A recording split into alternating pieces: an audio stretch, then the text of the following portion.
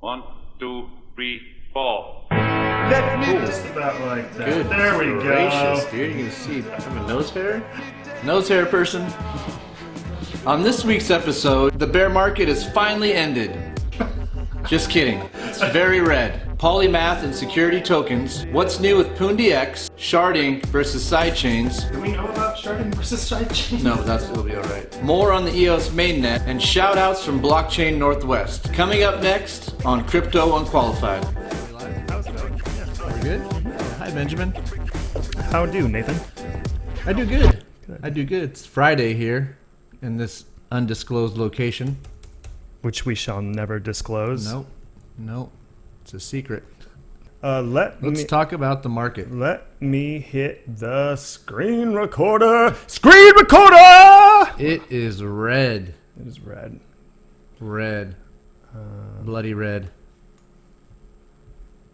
Record. Bloody red. Let's try this.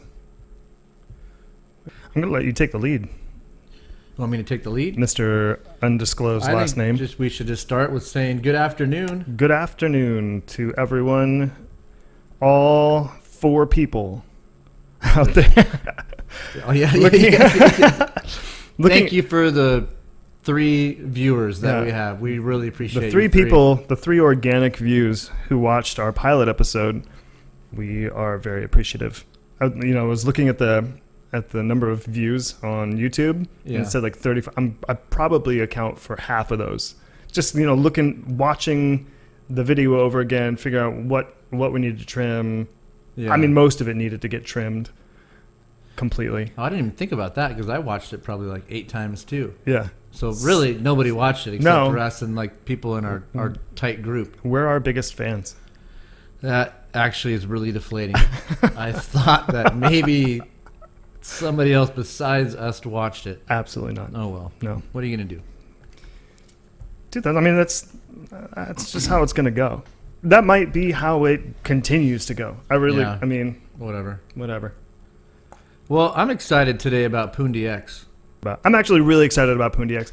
Every time I go to a local business, like, okay, so that coffee shop up the street, they have a sign posted on the outside saying something to the effect of, have you thought about using cash instead of your card? And they say, down below, last year we paid over $7,000 in credit card merchant, fees for our POS system.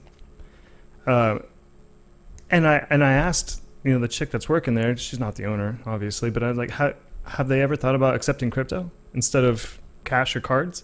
Because I never carry cash. Yeah. Most people, or at least most people that I know, don't run around with a whole shitload of cash in their wallet. Right. It's a pain in the ass. And if you're like me with severe attention deficit disorder, you risk losing your wallet and you lose all the cash that's in it. Right? Or if somebody jacks your wallet from you, now you don't have that crisp $100 bill that you were doing blow with. Hypothetically. Yeah. What you said. Yeah. So actually, you bring up a good point because I know that PundiX, their machines are going, I think, primarily in Asia right now. But I wonder if you could order one, like if you had a merchant here that wanted. First of all, we should probably say what PundiX is. PundiX, basically, what they're doing is they're making it possible to go to a coffee shop, I guess is a good example, and order a coffee paying with crypto. They've got a point of sale machine just like a credit card machine now or a debit card machine when you go and buy something in the store, but instead you get PundiX has a card and you simply just swipe their machine. You don't even insert it. My understanding is you just swipe the top of their machine and you can pay with whatever currency you have in there, Bitcoin, Ethereum. As well, you can also buy Bitcoin or Ethereum from the machine and a few other cryptocurrencies as well. So you can use the machine to buy something there, and you can also go there and buy crypto via the machine. I really like it. I like it. I just like the potential. I mean, and this is the kind of evolution in blockchain that is going to sponsor mass adoption. When the coffee shop down the road, is struggling under the weight of thousands of dollars in transaction fees because they're using, the Visa payment system or whatever they use. And you say, here, use this thing. You can transact in all these different cryptocurrencies, for fractions of what you're paying. I mean, I'm sure there's some kind of a fee, right, to use the system? To use the PundiX system? Yeah. Yeah, there's a small fee. Do you know what that... I don't know what the fee is. I do know that a portion of the fee goes back to the network of people that own the PundiX coin. So that's part of the benefit of owning I think it's NPXS, the PundiX coin, is that I think it works like I think KuCoin would work, where you get a portion of the fees they pay back, or like Bankera. KuCoin is a cryptocurrency exchange where they allow you to buy and sell and trade alternative coins, and Bankera is trying to be a cryptocurrency bank. Yeah, indeed. People are excited. They're really interested in using cryptocurrency for their business, but it's kind of like, okay, well, how do I do that? What would be familiar to me to allow me to use cryptocurrency? And PundiX just nails it.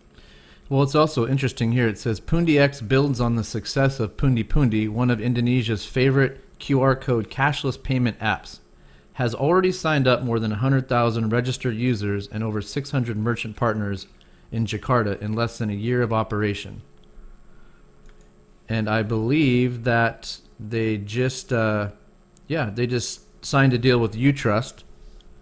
And let's see here. Didn't they also sign some kind of an agreement with Quantum? I think a while back. I think just the agreement they signed was that'll be one of the currencies that you can use through their POS machine.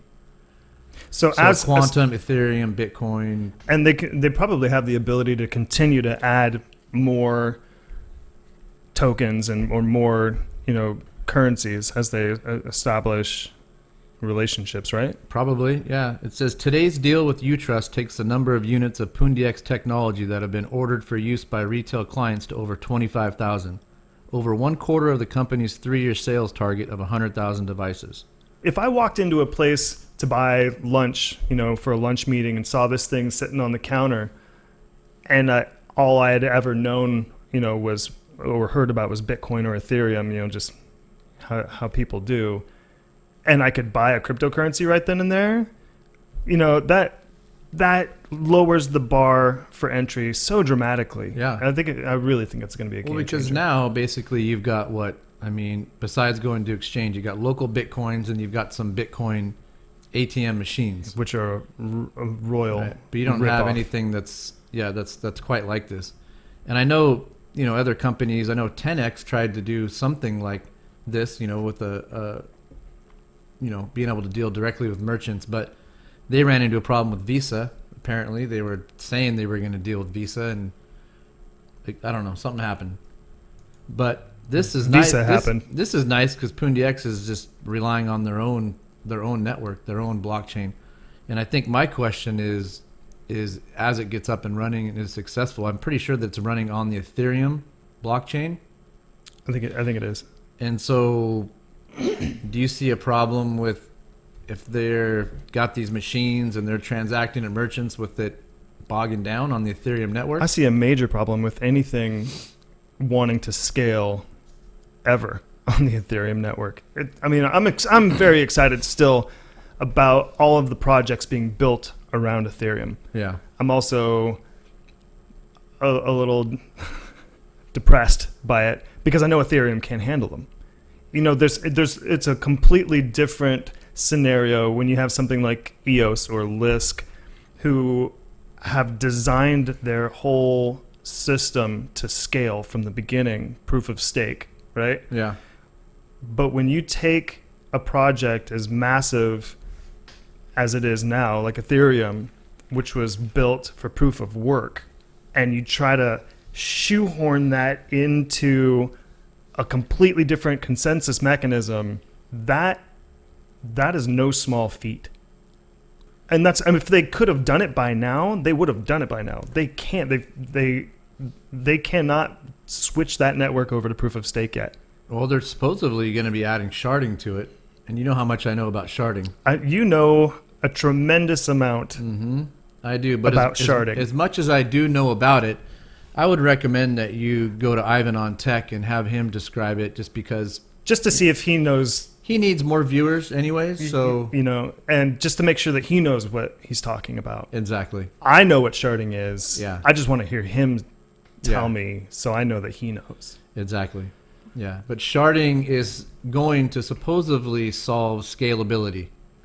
I mean, that's really the consensus out there in regards to sharding. You were telling me that sharding requires, like, you cannot shard a network based on proof of work, right? Do you still have that pulled up? Let's see. You should pull it up and just read that off verbatim.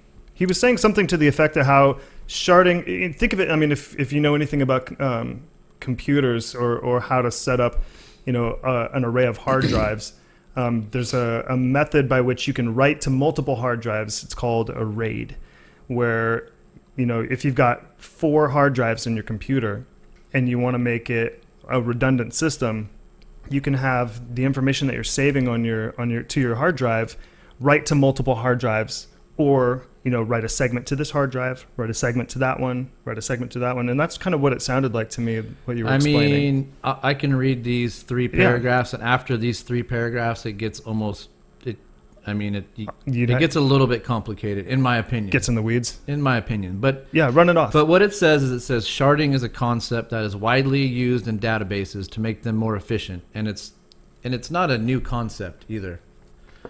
Maybe just a new concept to blockchain and people that know about blockchain, but it says a shard is a horizontal portion of a database, which each shard stored in a separate server instance.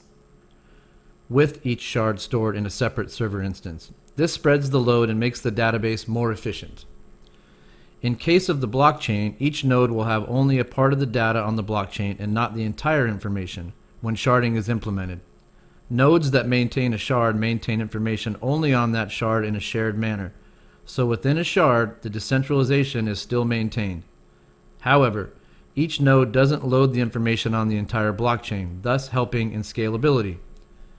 It goes on to say, as you can see by now, proof of work consensus algorithm can't be used in conjunction with sharding, for, after all, how can all the participating nodes be involved in transaction validation where the nodes have information for only one shard, i.e. the one it belongs to? Blockchains that implement sharding use proof of stake consensus algorithm. So yeah, I guess the answer to your question is you cannot use it with proof of work. So that means for them, and I'm sure they've got all of this, you know, in the pipeline. It's not like they haven't been thinking about it since years ago. I mean, it sounds super complicated. Right now it's 100% over my head. I mean, nobody has launched a network that I know of that's actually sharding. that it's sharding. Yeah. And then there's sidechains. And sidechains is different. Well, I mean, I understand sharding, you know, in the sense that, you know, as it relates to, you know, setting up hard drives in a RAID. I mean, think of it like, you know, like a log of salami, right? And the whole log is your data or your transactions. If you're, you know, taking a slice out of that and putting those slices on different plates, you still have all the data. They're just in different places. That's kind of what it sounds like to me. Yeah. Somehow that's more efficient. I don't know. But side chains, like the Lisk side chain, at least in theory, you'll have a single blockchain, you know, like the mainnet, or the main blockchain, and then you've got standalone blockchains that run parallel to that main backbone. So like with what's happening with Ethereum right now, you've got all these amazing technologies and applications building one on top of the other and just bogging the system down. It's like throwing a shitload of cars on the freeway and you've only got one road. Right. Like, nobody's getting anywhere. But if you've got that main road where, you know, people can take an express lane off of that, and it's just as fast as what the main road could be, only now they have a direct path to get from A to B, and they don't have to worry about traffic. And then you can have as many of those express lanes as you want. Standalone, still connected to the main backbone, but effectively it's very own blockchain. And that's kind of that's what Sidechains are aiming to do. I mean, Lisk is working on it. You would think maybe would be the first one to launch with it. Eventually.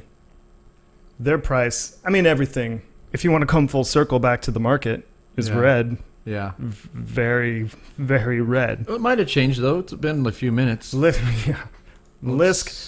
is not going to see an uptick until they can produce the SDK. And if they can complete that. But if they can produce that and launch, then you know what that means, don't you? Popcorn? That means it's off to the races, Benjamin. Indeed it is. Yes. I'm riding the Lisk horse. Yeah. Dude, if you're trading anything right now, I mean, unless you've been short for a while, you're just either holding your breath or looking at positions that are underwater. The market is red.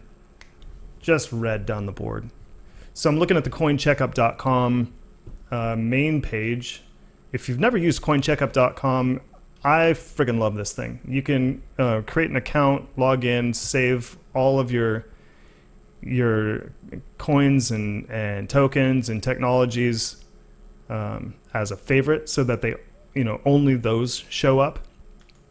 One of my favorites used to be Blockfolio, the app for like Android. I had that. Do you still use it or no? No, because I just heard negative stuff about, if you put your portfolio on there and somebody blah blah. I don't know. I got paranoid. Weird. Yeah. Rightfully so. So what somebody discovered with Blockfolio, which is an app that I loved because it gave you the same kind of functionality, only it let you also input your positions, how much of each security or token or what have you that you hold, and kind of track the performance of your entire portfolio. But it turns out they were reporting all of that information. Yeah. Everything that everyone was putting into that application, it was like all of it, which you should expect if you're not paying for the application, if you're not paying for the product, you are the product. Ooh, right? I totally that came up right out of the top of my head. I made that up just now. I'd never heard it before. Deep. Ever. Can you say that one more time? No. No. Oh. Okay. If you're not paying for the product, you are the product. And that's a common saying. Wow.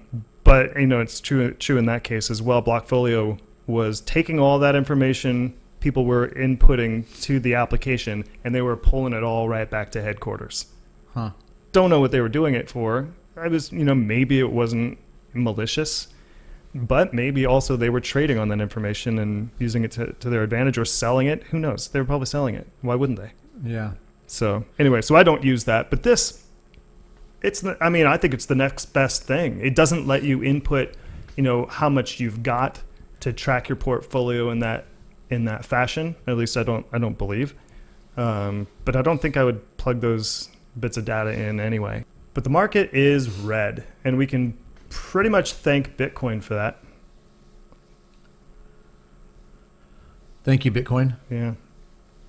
Looking at the weekly chart. So this is wow. Sorry to cut you off, but Bitcoin did just breaking drop below news. 6,000. Yeah. Look at this chart, dude. 5,992.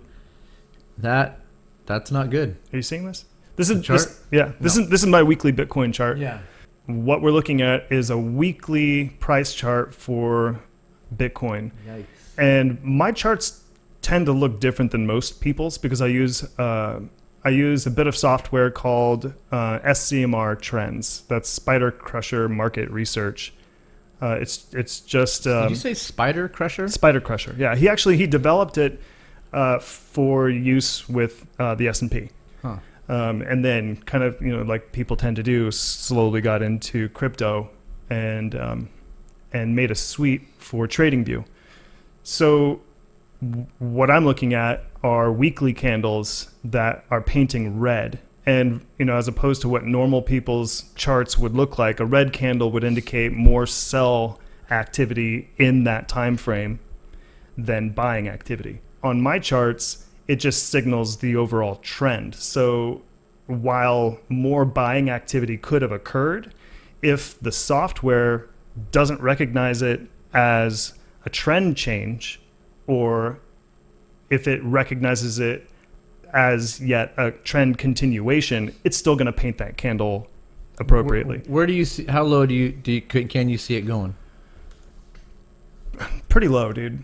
So here's another chart. I mean, I've got multiple Bitcoin price charts. Here's another weekly chart. I mean, I won't hold you to it, but I mean, you think no, don't hold me to it. 4, and also, here's a good plug that. Yeah. Here's a good point at which to insert a disclaimer.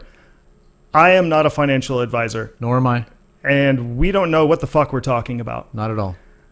I trade for the fun of it. All of the information, charts, tokens, coins, it's all just for reference information for entertainment purposes. These are only my opinions. All make-believe. It's pretend. Mm-hmm. Don't trade or chart based on what I show ever. Because I'm never 100% right. Yep. No trader is. No. I'm wrong a lot. Yeah. We also breed unicorns. You have to show me how that works. So this is another Bitcoin price chart. Again, each candle represents a week of price action, and I mean, if we scale out, you can see I've got some trend lines connecting major resistance and support levels, and it's effectively saying that we could very easily get down into the 4,000s. So Benjamin, that seems ridiculous. Look at this chart. I mean, if you can see this chart, if you're watching the show, it's a sea of red. That's 3 weekly trend candles painting red. If you look at that chart and think to yourself, yeah, I would buy here, you're an idiot. Yeah. I mean, unless you are just willing to scale. I shouldn't have bought those 3 Bitcoins this morning then? No, you're totally fine. Oh. You're going to be just fine. All right. There's no need to be upset. So, in your opinion, why do you think it's going down? I mean, it's just the market cycle, dude. It's going down because more people are selling. That's deep. Than are buying. Yeah. Yeah. You heard it here. More people are selling than buying. You can take that. And that's why it's going down. Man, you can't pay for that kind of advice. No, you can't. No. And you shouldn't. No. Especially not from me.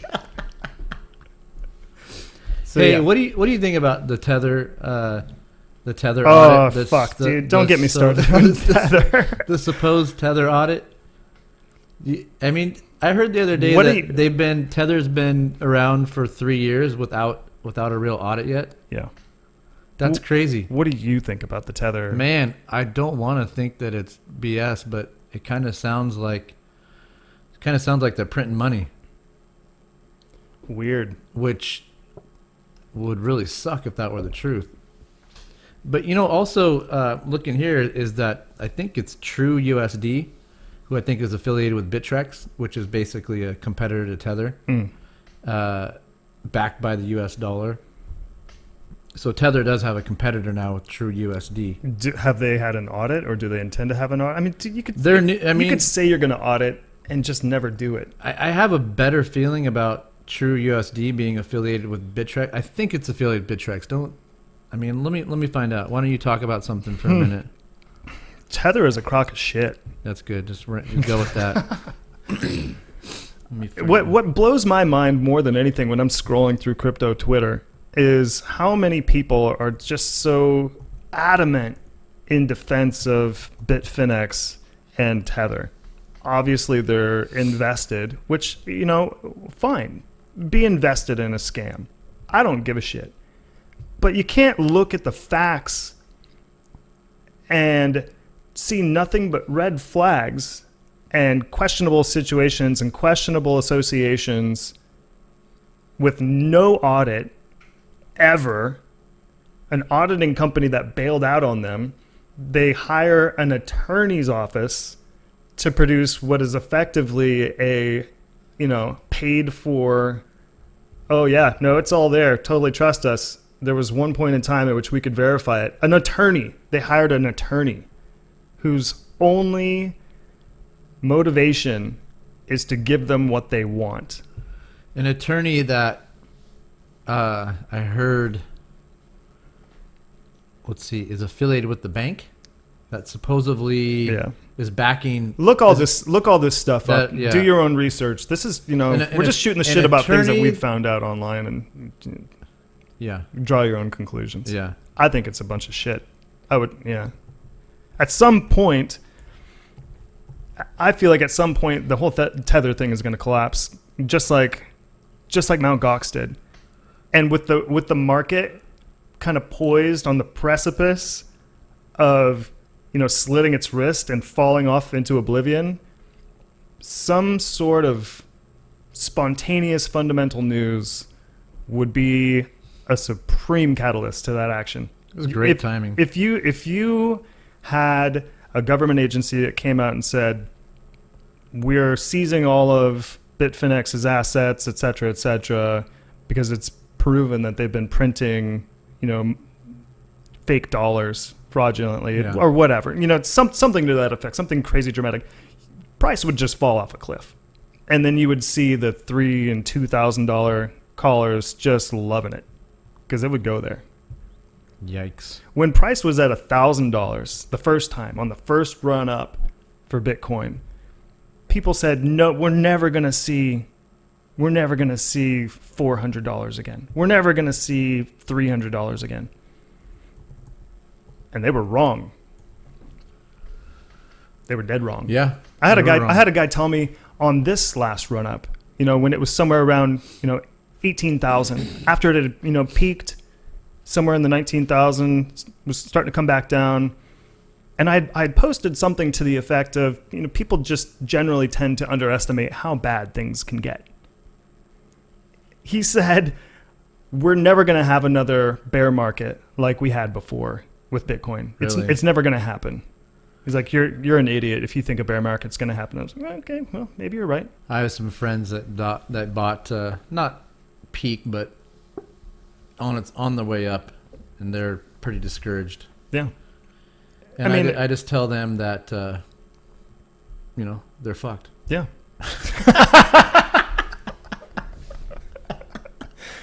Thanks for playing. It's never going back up, and, come again. Yeah. I'll let you know when the next investment's ready. Yeah. We'll let you know when the next top is almost there so you can buy. Let's grab some of the EOS mainnet stuff real quick. Okay. Because I did find a few morsels of information that are actually verifiable and technical.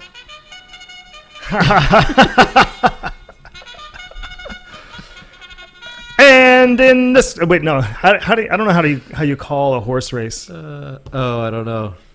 Coming up around the main stretch, we got cryptocurrency in the lead with Tether on the heels. That's pretty good. You could be an announcer. That was legit. Could. I need to go to a horse race. You haven't been to a horse race? No, never. Oh man, the kids would love it. I really want to go. Yeah, the kids would love it. We got to go. EOS mainnet and voting. How many potential block producers are there? So in the first episode, our pilot episode, we kind of did we even touch on any of that stuff? The mainnet. I think you did, but you pulled it out of it. Maybe you edited it out. No, I think we. So basically, what we talked about in pilot episode 000 was, or all that we got to was how many block producers there are and how it's not decentralized. Based on what some people would consider decentralization. But some of the cooler things that I wanted to touch on were how there's what appear to be backup mechanisms for the 21 block producers for EOS. So if one goes down, there's another one in the pipeline, waiting to take its spot. So initially, there were hundreds of potential block producers. Now that the mainnet has launched and voting has gotten underway, there's 21 actual block producers. But what happened to all those other people? What happened to all those other block producers? Well, it turns out that if you have at least a 0.5% vote, you still get paid.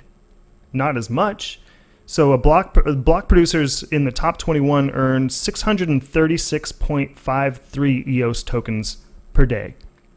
And everybody else, if you get 0.5% of the total votes on any day, you can receive 100 EOS per day minimum, just for operating as a backup node. That's legit information. It is, and it's actually, I mean, that's not if the price of EOS goes up dramatically, these people are just getting paid, non-insignificant amounts of money just to be ready, just to be standby. And that's why I think that's why there were so many potential block producers. It didn't really make sense to me why there were so many straight out of the gate until I read this little morsel. So this information I found just by Googling. It's from Ben Sigman. You can find him on Twitter at Ben Sig, and it was a Medium. It was a Medium post, basically going over some common FAQs. How much do block producers earn? What happens to the rest of the block producer candidates? Here's another really cool bit of information. How long are my votes good for? So when you vote for a block producer, your vote has kind of like a half-life. And after 365 days, your vote is, let me read this real quick. Your votes have a half-life of 365 days. And it's calculated on a weekly basis. After 90 days, your vote would only be worth 80% of its original weight. So users should cast, or rather recast, their votes periodically if they want them to maintain their weight. And that's kind of a security mechanism or a fail-safe mechanism to ensure that block producers don't get entrenched.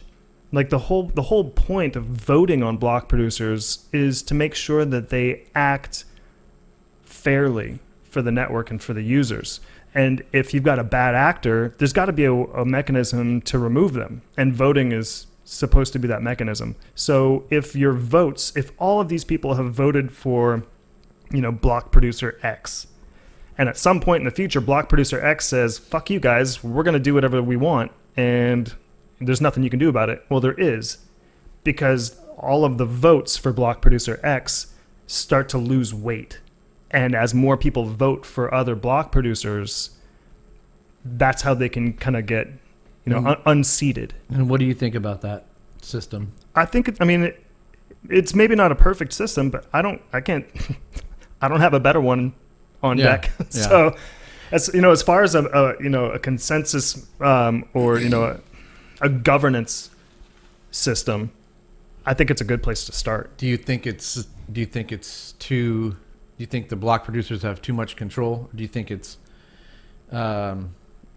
better than Ethereum's consensus? I mean, it's better in the sense that it's much faster and scalable. So, Ethereum is using proof of work to secure its network, which at least in its current iteration, is not scalable and can't get out of its own way. This might not be, everything that people would like it to be, the EOS network and how it's secured and the block producers and what they earn. But it's a much better alternative to what Ethereum is offering. And people are going to see that. They're going to gravitate towards it. Well, why wouldn't you?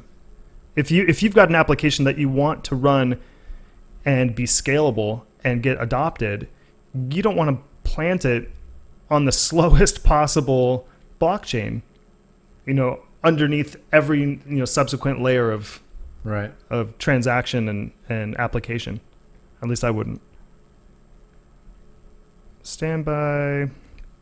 So that's pretty much what I had for EOS. There's also There's a wallet that I wanted to touch on, but I haven't had a chance to dig into it. It's a new universal EOS wallet supporting mainnet. Oh, I saw. I did read about that a little bit. Yeah. I don't know. Infinito. Infinito. I saw. How do you say that? I saw a tweet about it. So it's www.infinitowallet.io. Infinito. I don't know how you're supposed to say that. But they say that it works with all manner of different technologies, EOS, Ethereum, it's a universal wallet. And this is the first one that works with the EOS mainnet. So I will be checking that out. Hopefully we'll be able to dig into that a little bit more on the next episode. So I did find a little bit of info on TrueUSD, which is, they're competing with Tether, like I was saying. I'm going to read just a little something here. It says, TrueUSD is the first asset token by Trust Token. We anticipate additional asset-backed tokens such as True Euro, True Bond, and more, all of which can be listed on exchanges around the world for efficient global trade. It goes on to say down here, it says how it works. We work with multiple trust companies that already manage billions of dollars, pass a KYC AML check, and send USD to a trust company with an escrow agreement. We'll have to, I don't know. Maybe, we've talked about a lot of different now things. Would be a good time, sure. Yeah. Nobody pays us to talk about anything. No, why would they? They wouldn't. No. We don't want to. But if you want to. You totally can. We'll take your money. But as of right now, it's not happening. But we might not actually talk about what you want us to talk about. we can be bought, but we can't be controlled. We can't be sold. We can't. No, we could be sold too. Oh wow! Now we're human trafficking. Ourselves. I will sell you all day long. Oh, perfect. You give me enough Dogecoin, I'm putting you in a box. Perfect. So let's. I want to touch briefly before we wrap up on some of the people that we met at Blockchain Northwest. This was an event that happened earlier this month. Yeah. But there's some people that we met at Blockchain Northwest that we just wanted to mention and kind of, plug their projects because they're really cool guys. Yeah, because they're awesome. Yeah.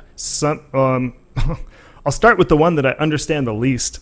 How about that? Okay. So, Easy, I'm going to butcher your name, dude. It's Ezilarasan Tatarajan. Just go with Easy. Okay, Easy. Yeah, sorry, buddy. He's with CoreStack. He's actually the founder and CEO at CoreStack.io. And I'll post a link to his website and his LinkedIn profile in the description. But in my show notes, I have written, what the fuck does this stuff do?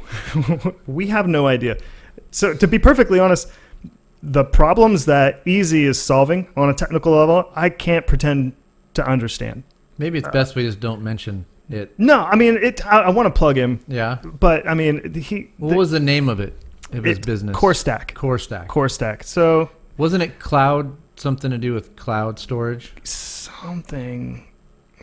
I don't feel like we could plug somebody when we don't know what they're doing. Well, he was a really cool guy. We had great conversations. His product and his company, they're just out of our league. That's the long and the short of it. So I just wanted to mention him because we met him and I liked him. Yeah, I liked him too. And he's good people. Yep. So that much is true. If you want to, go to CoreStack.io and see what Easy does. So we also met Saibaba Taluri. Hopefully I didn't totally butcher your name, buddy. He's the VP of Global Strategy at Seek.com.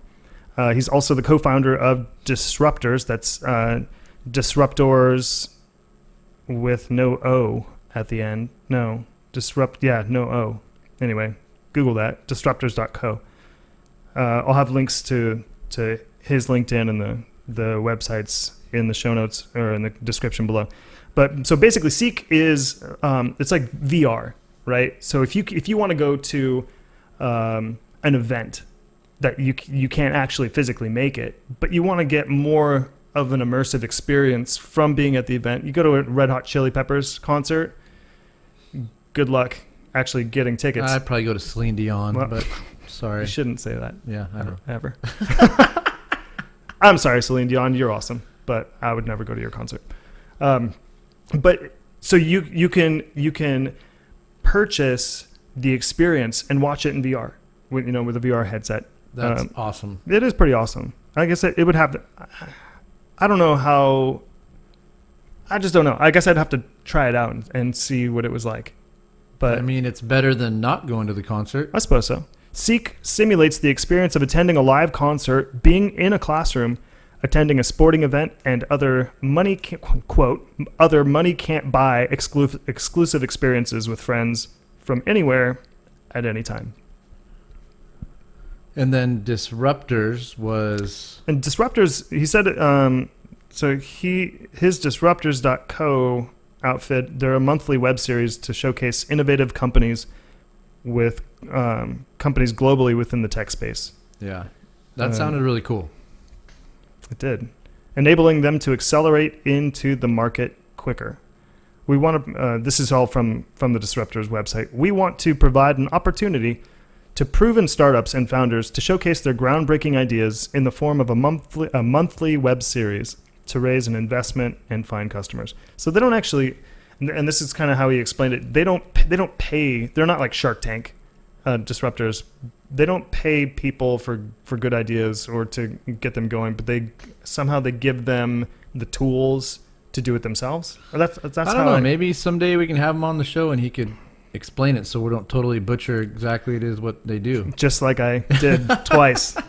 Sorry, guys. Lastly, we met Paul Burke. He's the co-founder at renthoop.com. This one I should be able to not butcher completely.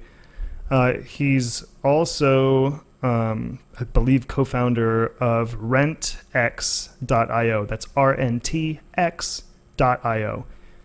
So RentHoop, and it took me a little while to figure out how these two things were different.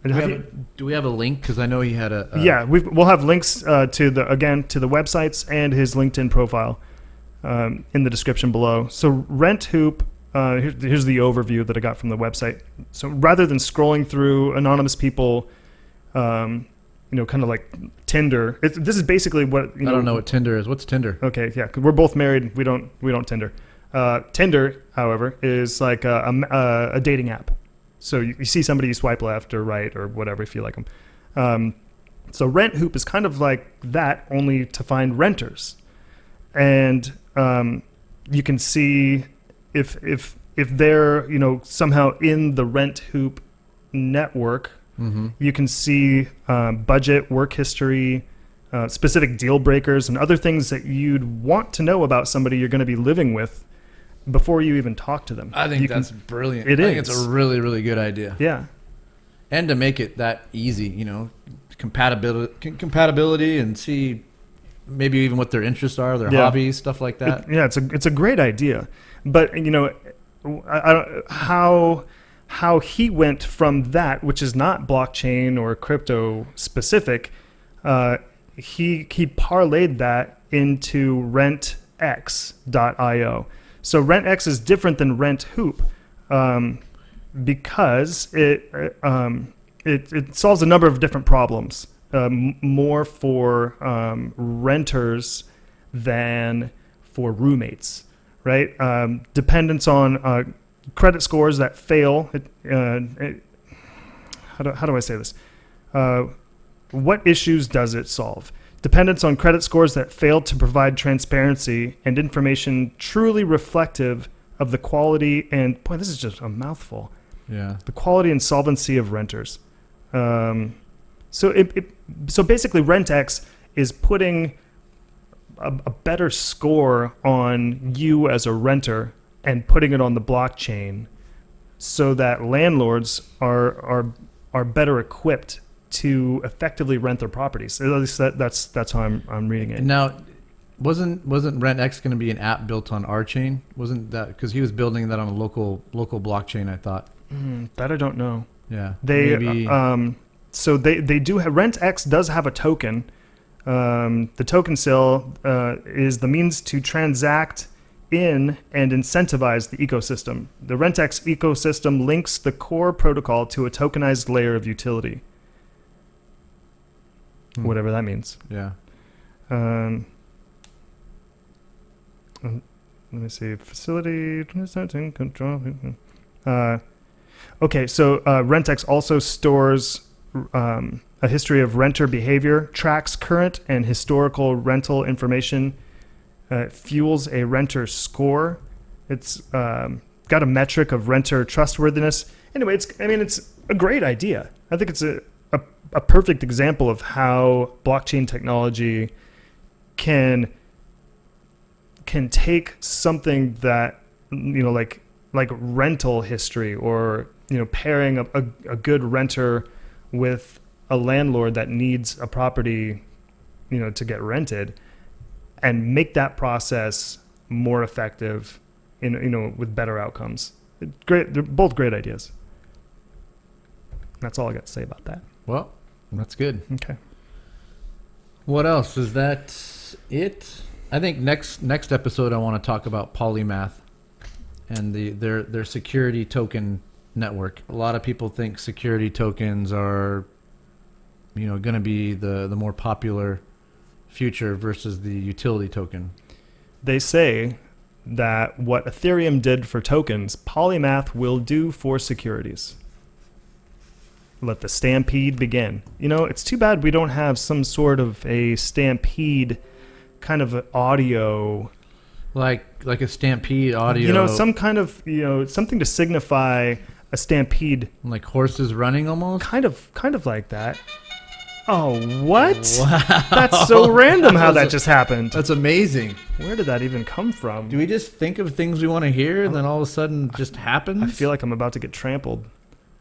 Wow. Well, I want to give a shout out to what I call the crypto four horsemen of the video platform, which would be Supoman, Box Mining, Ivan on Tech, and Data Dash, for inspiring us to do a show. I didn't want to do a show. Yeah, I really had to keep bugging Benjamin to do it. I got too much shit to do. Yeah. But here we are. Yeah, we're doing it. If you somehow got to us without finding them first, you're doing something wrong. But definitely check those guys out. Yeah. Otherwise, great resource, especially Ivan on Tech. Yeah. I mean, if you want somebody that will help to put technical, aspects in layman's terms, he seems to be the one that is best equipped to do it. I haven't seen anybody do it better than him. So until us. Yeah. Otherwise, thanks for tuning in. I'm Nathan. I'm Benjamin. And we are out. Are you going to say outie? Oh, we are outie. Outie. Quattro. Maybe we shouldn't say that. Huh? That just dates us. See you next time. Smash the likes. Smash up the likes. Don't like us. Don't like us. You can subscribe all you want. Don't ever fucking smash a like on my behalf. We did get one comment last time though on our pilot episode. You sure you want to draw attention to that? No. No? You can edit this out. I'm not going to. No, you should. Peace.